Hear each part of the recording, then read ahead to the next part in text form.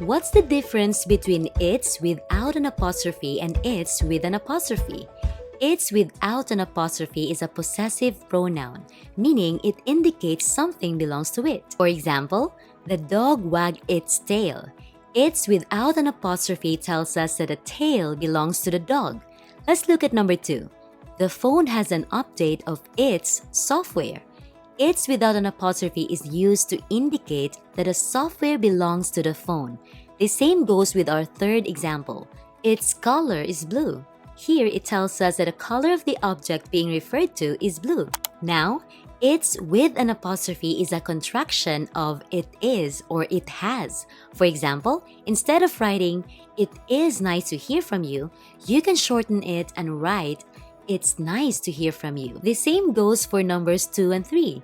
"It has been a long day" can be shortened to "It's been a long day."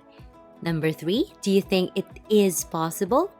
Do you think it's possible? Okay, let's practice. Choose between it's without an apostrophe or it's with an apostrophe to complete each sentence. Pause this video to answer.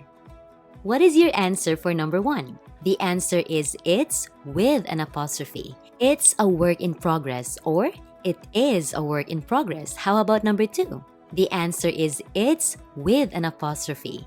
I think it's possible. Or you can write it as I think it is possible. In number 3, we can't write the flamingo flapped its wings. That will be wrong. So the answer is it's without an apostrophe.